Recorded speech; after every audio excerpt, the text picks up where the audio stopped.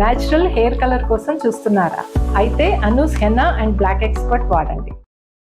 నమస్తే రమ్మగారు. నమస్తే జయ. సరదా కథ ఏదైనా చెప్తారా? టర్కీ కథ ఇది కాదు. సరే, బసరా నగరాన్ని మన అరేబియన్ నైట్స్లోదన్నమాట కథ. ఖుస్రు గారిని ఒక రాజుగారు పరిపాలించేవాడట. ఆయన తన చిన్నప్పుడు చదువుకున్న స్కూల్లో ఏదో ఒక పాఠశాలలో చదువుకున్నాడు ఆయన. ఎవరైనా అనాథ పిల్లలు వాళ్ళు తన తర్వాత స్కూల్లో జూనియర్లు, నేను కూడా అదే స్కూల్లో చదువుకున్నానండి, నాకెవరు లేరు, సహాయం చేయండి అని వస్తే వాళ్ళకి సహాయాలు చేసేవాడు. అలా ఓసారి అబ్దుల్లా అని ఒకడు ఈయన దగ్గరకు వచ్చాడు. వస్తే ఈయన ఏం చేస్తావు? ఏదైనా చేస్తానంటే. సరే, గుర్రాల సంరక్షణలో వీణి పెట్టారు. గుర్రాల సంరక్షణలో పెట్టి ఈ అబ్దుల్ అన్నవాడు చిన్నప్పటి నుంచి వాడికి ఒక రకం ఉంది. ఏదైనా వాడి చేతిలో పెట్టి వాళ్ళకి ఇవ్వు అంటే అందులోంచి కొంచెం తీసుకుని ఇవ్వటం వాడి స్టైలు. ఓహో. పక్క వాళ్ళకి ఇచ్చేటప్పుడు కూడా వాడు ఏమీ తీసుకోకుండా ఏనాడు ఇచ్చిన వాడు కాదు, వాడు చాలా జాగ్రత్తగా ఉంటాడు ఆ విషయంలో. గుర్రాలకి దాణాలు అవి వస్తాయి, పెట్టాలి వాటికి. వీడు గుర్రాల దాణాలో కొంత తీసి పక్కకు పెట్టి బయట అమ్మేసుకుంటున్నాడు. ఎంతో వస్తుంది కొంచెం, అయినా సరే అక్కడి నుంచి దాణా కొనటానికి వాళ్ళకి డబ్బు ఇవ్వటాలు అవి ఉంటాయి కదా, అందులో కూడా కొంత మిగులుస్తున్నాడు. కేజీ ఇచ్చి నువ్వు 950 గ్రాములే ఇవ్వు, మిగిలిన 100 గ్రాములుకి డబ్బులు నాకు ఇచ్చేసేయి, అలా కూడా మాట్లాడుకునేవాడు. ఎంత ఉంటుంది కదా, ఇంత ఇవ్వాలి వస్తువు, కొంచెం తగ్గించు, అదేలే దాని వారడి డబ్బులు నాకు ఇచ్చి. ఓకే. ఇది ఎలాగో ఖుస్రు గారికి తెలిసిపోయింది. ఇది ఇప్పుడు ఒకటి చేస్తున్నాడు అనుకో, చుట్టుపక్కల వాళ్ళు చూస్తుంటారా, ఏదో సందర్భంలో ఎవరికో చెప్తారు వాళ్ళు, అమ్మో వాడు భలే మిగుల్చుకుంటాడని. అటు ఇటు అందరికీ తెలిసిపోతుంది. అక్కడి నుంచి ఏం చేశారు ఈయన, ఇది లాభం లేదని వీడిని ఇంకో చోట పెట్టాలి. ఇప్పుడు ఆయన ఉద్యోగంలో పెట్టుకున్నాడు. నా స్కూల్లో నా చిన్నప్పుడు నాతో పాటు చదువుకున్న వాళ్ళు, నా వెనకాల చదువుకున్న వాళ్ళకి నేను సహాయం చేస్తానని ప్రకటించుకున్నాడు. పీకాతలు పారేసిపో రోడ్డు మీదకి అన్నాడు అనుకో, రాజుగారు సహాయం చేయడానికి పేరు వస్తుంది. అందుకని ఆయన ఏం చేశాడు, ఇలా కాదని 100 మంది సైనికులకి జీతం ఇచ్చి రసీదులు తీసుకురావాలి. 100 మంది, ఇప్పుడు మన వాలంటీర్లు ఇలా వీళ్ళు ఉన్నారుగా, వీడు పోయి డబ్బులు ఇస్తారు, వాడు రసీదు ఇస్తాడు, తీసుకురావాలి. దానికి పెట్టాడు. వీడు 100 మంది సైనికుల దగ్గర నుంచి తలా 3 కానీలు 5 కానీలు, నీ జీతం అంతా నీకు తెచ్చిస్తా, ఏదన్నా ఇవ్వు నాకు అని తీసుకునేవాడు. వాళ్ళు ఇచ్చారని వీళ్ళకి చెప్పేవాడు, వాళ్ళందరూ ఇస్తున్నారు నువ్వెందుకు ఇవ్వవు అని ఇంకోటి దగ్గర నుంచి తెచ్చేవాడు. 100 మంది దగ్గర నుంచి తలా ఒక 3 కానీలు వస్తే 300 కానీలు, ఏం తక్కువ అది మరి. కొన్ని రోజులు గడిచింది. ఈ కానీలు ఇస్తే కానీ జీతం ఇవ్వడు, 3 రోజులు తిప్పించుకుంటాడు, వాడికి డబ్బులు అవసరం వస్తుంది. 3 కానీలు వీటి చేతిలో పెడితే మన డబ్బులు మనకు వస్తాయి, ఇలా భావించి ఇచ్చేస్తారు జనం. కొన్ని రోజులకి రాజుగారికి అది కూడా తెలిసిపోయింది.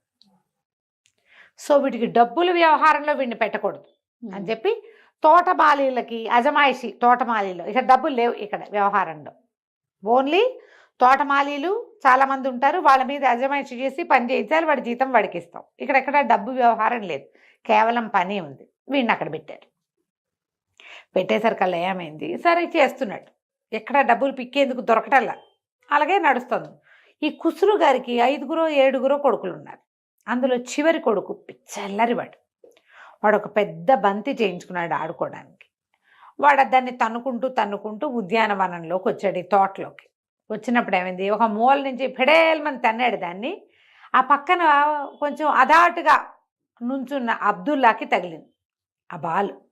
నీకు ఊరికే ఇట్టా తగిలితే వేరు, ఎక్కడి నుంచో వచ్చి ఫెడేల్మని మొహం మీద తగిలితే విరుచుకు పడిపోరు. అంతే. అబ్దుల్లా కాస్త పడిపోయాడు, బ్యామన్నాడు, పెద్ద కేక పెట్టి పడిపోయాడు. కుర్రాడు పరిగెత్తుకొచ్చాడు రాజుగారు అబ్బాయి, చూస్తే ఏముంది, విరుచుకు పడిపోయాడు. వీడెవడు, హడిలిపోయాడు పిల్లాడు. నాన్నకి తెలిస్తే ఇంకేమైనా ఉందా? సరే, అక్కడేవో నీళ్లు పడుతుంటే మొక్కల్లోకి నీళ్ళు ఎత్తి వీడి మొహాన్ చల్లాడు. ఈ అబ్దుల్లా లేచుకొచ్చుని, మీ నాన్నగారు చెప్తా ఉండు నీ సంగతి అన్నాడు. అనగానే పిల్లాడు బేరమని ఏడ్చాడు. చెప్పద్దు ప్లీజ్ అంటే వీడేం చేశాడు, ఈ అబ్దుల్లా చూస్తే కుర్రాడు రాజుగారి అబ్బాయి, ఒక 7 ఏళ్ళవాడు, మంచిగా చుడీదార్ గిడిదార్ వేసుకుని బాగున్నాడు. వాడి మెడలో ఇట్ట పొడుగ్గా ముత్యాల హారం ఉంది, అది నాకు ఇచ్చి నేను చెప్పనన్నాడు. కుర్రాడు ఏదో ఒకటి ముందు నాన్నకు తెలియకూడదు అంతే, బంతాడిని వాడు. ఇంకా నాన్నకు తెలిసిందావో నువ్వు చంపేస్తావు ఎవరినైనా అంటాడు, కట్టడి చేస్తాడు, బళ్ళోనే కూర్చోబెడతాడు, బంతి ఆడనివాడు. ముత్యాల హారం ఇస్తే సరిపోతుంది, తీసిచ్చేసాడు. వాడు ఆడుకోవడానికి వచ్చినప్పుడల్లా వీడు ఏదో ఒక నాణ్యమో బడి వంటి మించి తీసుకోవటం మొదలుపెట్టాడు.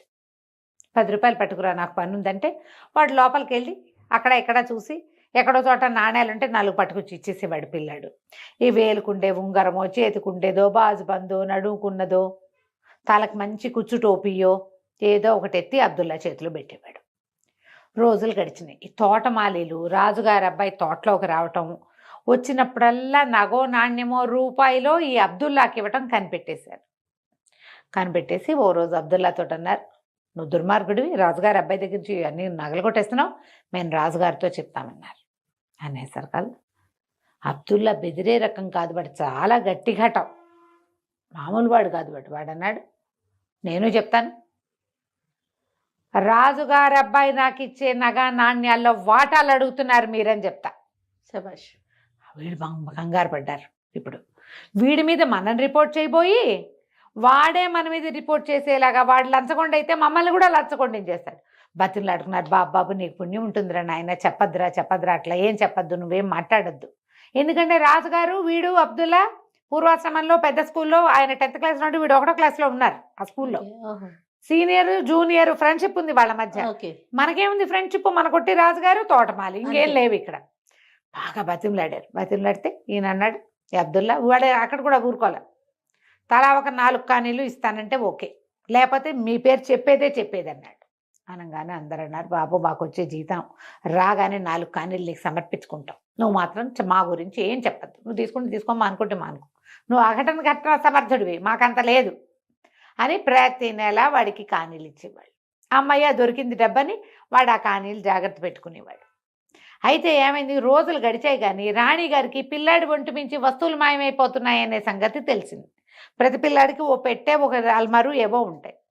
అల్మార్లో పెట్లో వస్తువులు తరిగిపోతుంటే తెలీదు మరి. పిల్లాడిని అన్ని పొద్దున్నే స్నానం చేయించి అన్నీ అలంకరిస్తారు.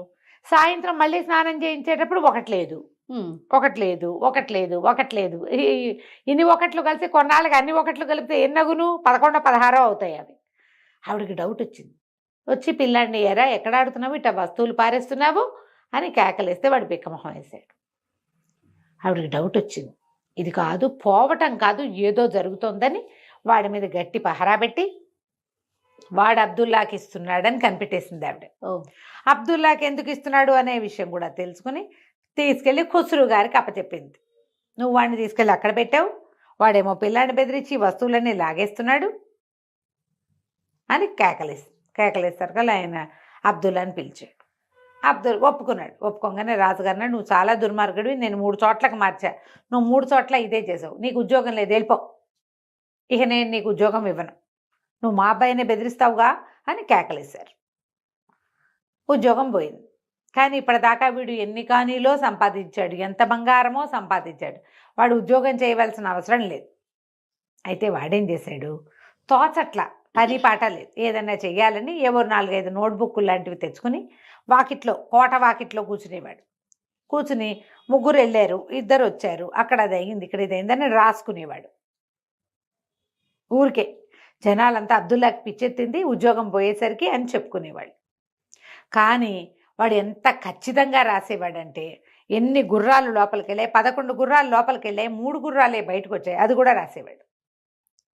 జనాలు ఎవరన్నా వచ్చారా వెళ్ళారా అనేది అబ్దుల్లాని అడిగితే తెలిసిపోతుంది అనే దశకు వచ్చారు. అయితే ఏమైంది, ఒకనాటి రాత్రి శబ్దాలేవో వినపడ్డాయి. అక్కడ ఆ పూట ఏదో మంచి సందడిగా ఉంది, ఊళ్ళో ఏదో ఫంక్షన్లు జరుగుతున్నాయి. ఫంక్షన్ల వివరాలు రాసుకుంటూ మధ్యలో గుభేల్మని ఏదో శబ్దం వచ్చింది. అవి 3 సార్లు వినపడింది. 3 గుభేళ్ళు అని రాసుకున్నాడు, సమయం రాశాడు. మర్నాడు పొద్దున తెలుసుకున్నారు, ఏంటి, ఖజానాలో దొంగలు పడ్డారు. ఊళ్ళో ఫంక్షన్ అయింది, ఆ ఊళ్ళో జరుగుతున్నటువంటి మేళా అలాంటిది ఏదో జరిగింది, ఎగ్జిబిషన్లు అవి ఇవి జరిగినాయి. రాచనగర్లోకి లోపలికి చాలామంది జనం తిరిగారు, అవన్నీ రాయబడే ఉన్నాయి. ఇందులో కొన్ని పర్మిషన్ తీసుకుని వచ్చిన వాళ్ళు, కొంతమంది పర్మిషన్ తీసుకోకుండా వచ్చిన వాళ్ళు, వాళ్ళల్లో దొంగలు ఎవరో జ్వరపడి ఈ రాజుగారి ఫ్యామిలీ అంతా కూడా ఊళ్ళో జరుగుతున్న మేళాకి తిరుగుతూనే ఉన్నారు. పై ఊళ్ళ నుంచి వచ్చిన వాళ్ళు నగర్లోకి వచ్చారు, కోటలోకి కూడా వచ్చారు. దొంగతనం జరిగేసరికి తీరా లెక్క పెట్టి చూస్తే మామూలు కాదు, ఈజీగా 3 పెట్టెల బంగారపు వస్తువులు పోయినాయి. ఎవరొచ్చారు, ఎవరు వెళ్ళారు, ఏం జరిగింది అంటే, ఏదో వచ్చిన వాళ్ళు పర్మిషన్ తీసుకొని అవన్నీ కనపడుతుంటే సైనికుల్లో ఒకడు అన్నాడు, ప్రభు మన హుజూర్ ఇక్కడ పాకిట్లో కోటకోడ దగ్గర అబ్దుల్లా రాసుకుంటాడు. అతని దగ్గరికి వెళ్తే ఆ రోజు ఏదైనా వింతగా జరిగిందేమో అతను చెప్పగలుగుతాడు అనేసరికి సరే అక్కడి నుంచి సైన్యాధిపతి పరిగెత్తుకుంటూ అబ్దుల్లా దగ్గరికి వెళ్ళాడు. ఈరోజు ఈ మేళా జరిగిన రోజు రాత్రి ఏదైనా విశేషం ఉందా, ఆ రోజు రాసిన లిస్ట్ అంతా తీయమన్నారు. తీయమంటే 6 గుర్రాలు వెళ్ళాయి, 3 గుర్రాలు వచ్చాయి, 3 రథాలు వెళ్ళాయి, 1 రథం వచ్చింది, ఇవన్నీ లిస్టులు ఉన్నాయి. ఈ లిస్టుల్లో 3 గుబేళ్ళు అని రాస్తున్నాడు. ఈ గుబేళ్ళు ఏమిట్రా అని అడిగాడు సైన్యాధిపతి. రాత్రి 1 గంట వేళ నేను 1 గంట అయ్యాక పడుకుంటా. 1 గంట వేళ గుబేల్మని శబ్దాలు 3 వచ్చినాయి, ఒకదాని వెనకాల ఒకటి. ఎలాంటి గుబేలు అంటే ఏదో బరువైన వస్తువు నీళ్లల్లో పడిన శబ్దం. అది కూడా రాసేసాడు. వీడు చెప్పాడు ఇది జరిగింది, ఆ రోజు వచ్చింది, నీళ్లలో పడిన శబ్దం. నేను అది రాసుకున్నాను అనగానే వెంటనే సైన్యాధిపతి ఖుస్రూ గారి దగ్గర పరిగెత్తాడు. వాడు ఇట్లా రాసుకున్నాడంటే మంత్రి గారు, సైన్యాధిపతి, మరి ఖుస్రూ గారు ముగ్గురు కలిసి ఆలోచించారు. కోట దగ్గర కూర్చున్న వాడికి గుబేల్మని శబ్దం వినపడిందంటే అవతల ఉంది టెగ్రీనో ఏదైనా నది, టిగ్రిస్ అక్కడెక్కడో బసరాకి అవతల ఉంది. అందులో ఏమైనా పడితే వీడికి వినపడదు. వీడికి వినిపించిందంటే వీడికి దగ్గరలో పడింది. వీడికి దగ్గరలో నీళ్ళు ఏమిటంటే అగడ్త ఉంది. ఆ అగడ్త ఎట్లా ఉంది, కోట నగరులోకి వెళ్ళడానికి బయట ఉన్న ప్రహరీ నగరం, అదే మన కోట, ఈ రెండిటికి మధ్యలో పగలల్లా ఏమవుతుంది, అట్నుంచి తలుపు ఇటు ఈ నది ఈ అగడ్త మీదకి వేస్తారు. సినిమాల్లో చూస్తుంటాం. దాని మించి ఆ చెక్క మీదుగా జనం అంతా నడిచిపోతూ ఉంటారు. రాత్రి 12 గంటలకి 11 గంటలకో ఇది మూసేస్తారు. అప్పుడు నగరం చుట్టూ, అదే నగరు చుట్టూతా, కోట చుట్టూతా అగడ్తలో నీళ్లు పారుతుండే ఎప్పుడు ఉంటాయి. పొద్దునే తెల్లవారు 6ంటికి తెరిచి రాత్రి 11 గంటలకు మూసేస్తారు. ఈ 6 to 11 వచ్చే వాళ్ళ తాలూకు లిస్టు ఇప్పుడంటే అబ్దుల్లా రాసుకుంటున్నాడు, లేపైనా అక్కడ ఉంటుంది. లోపలికి వచ్చే వాళ్ళు పెట్టాలి కదా, మనం ఇంతమంది వచ్చామని, ఇంతమంది వెళ్తున్నామని, ఫలానా వాళ్ళు లోపల ఉండడానికి వచ్చారు, పర్మిషను, వ్యవహారాలన్నీ ఉన్నాయి. అంటే నీళ్లలో ఏదో పడింది. అగడ్త నీటిలో ఏం పడి ఉంటుంది? అగడ్తలో ఒక 25-30 మొసళ్ళు ఉన్నాయి. ముందేం చేశారు, మొసళ్ళన్నీ పట్టేసి అగడ్తలో దిగి ఈది చూస్తే 3 పెట్టెల్లో బంగారం దొరికింది. ఏం జరిగింది ఆ రోజు? ఈ బయట జరుగుతున్న మేళాతోటి బోళ్ళంతమంది పర్మిషన్ ఉన్నవాళ్ళు, లేని వాళ్ళు, పర్మిషన్ ఉన్న వాళ్ళ వెనకాల దూరిపోయిన కొన్ని దొంగ మొహాలు లోపలికి చేరారు. ఖజానా దగ్గరున్న సైనికులు కూడా కొంతమంది మేళాలో పాల్గొనడానికి వెళ్ళారు, కొంతమందికి చుట్టాలు వచ్చారు. వీళ్ళంతా ఆ పూట తాగి తిని కొంచెం ఎంజాయ్ చేశారు. కొంచెం అప్రమత్తంగా, ఏం హడావిడి లేదు, మామూలుగా చాలా జాగ్రత్తగా ఉండేవాళ్ళు, అప్రమత్తంగా ఉండేవాళ్ళు. ఇక్కడ అప్రమత్తత వచ్చింది. అప్పుడు ఏం చేశారు, కొంతమంది దొంగలు లోపలికి వెళ్ళిపోయి 3 పెట్టెల్లో సామాన్లు సర్దేశారు. ఈ సద్దుడు వ్యవహారం అయ్యేసరికల్లా 11 దాటిపోయింది, తలుపు వేయబడింది. జనాలతో పాటు బయటికి చేరిపోదామనుకున్నారు, అది కుదరలా. అందుకని ఏం చేశారు, అగడ్తలో పడేసి పెట్టుకుంటే ఎప్పుడో అవకాశం ఉన్నప్పుడు ఆ పెట్టెలు లాక్కోవచ్చు. ఎవరు అగడ్తలో దిగి వెతుకుతారు? అనుమానం రాదు కదా. కాకపోతే వాళ్ళ నీళ్ళల్లో పడేసినప్పుడు పెద్ద పెట్టెని 4వ అంతస్తు నుంచి కింద ఉన్న నీటిలో వేస్తే గుబేల్మని శబ్దం రాదు. ఆ గుబేల్ శబ్దం వీడు రాసేసాడు. ఆ శబ్దంతో వీడని పట్టేశారు. అది పట్టుకున్నారు. ఇక దొంగలు దొరక్కపోయినా వస్తువు మొత్తం పూచిక పుల్లతో సహా దొరికిపోయింది మొత్తం. ఎందుకంటే ఈ లోపల ఉన్న వాళ్ళు చల్లగా పడుకున్నారు, దొంగలు తెల్లవారి కామ్గా లేచి వెళ్ళిపోయారు. తర్వాత ఎప్పుడో తీసుకుందాం అనుకున్నారు, అప్పటికి అవకాశం దొరకల. కానీ అబ్దుల్లా రాసిన కాగితం వల్ల ఈ ఖజానాలో ఎప్పటి నుంచో 100 సంవత్సరాలుగా వీళ్ళ వారసత్వంగా వస్తున్న నగలు, రత్నాలు అన్నీ ఎక్కడొక్కడే ఉన్నాయి. 3 పెట్టెలు మళ్ళీ ఖజానాలోకి చేర్చేశారు. లెక్క ప్రకారం, జాబితా ప్రకారం రాసేసుకుని, రాజుగారు అబ్దుల్లాని, నాకు సలహాదారుగా ఉండు గారు, నువ్వు ఈ రోడ్డు మీద కూర్చోవద్దు, ఎవరినైనా కొంతమందిని కూర్చోబెట్టి రాయించుకుందు, కానీ ఈ పని నువ్వు అధికారికంగా చేద్దు, ఇప్పుడు సరదాగా చేసావు. తోచక చేశాడు వాడు, తోచక చేసింది వీళ్ళకి హెల్ప్ అయింది అనమాట. ఆ తర్వాత ఈ అబ్దుల్లాని లోపలే ఉంచుకున్నారు. డబ్బుల వ్యవహారం లేదు, కేవలం సలహాదారుగా ఉండి వాడికి మంచి జీతము, ఇల్లు, వాకిలి, గుర్రాలు, ఆ తర్వాత రథాలు ఏర్పరిచి వాడి కింద ఒక 10-15 మంది కుర్రాళ్ళని ఏర్పరిచి ఊరు నుంచి వార్తలు, అన్ని చుట్టుపక్కల బస్రా నగరంలో అన్ని రకాల వార్తలు సేకరించి రాసుకునేలాంటి విధానాన్ని ప్రవేశపెట్టి అబ్దుల్లాని సలహాదారుగా పెట్టుకున్నారు. కథ కంచికి మనం ఇంటి. చాలా బాగుందండి. నమస్తే. నమస్తే చె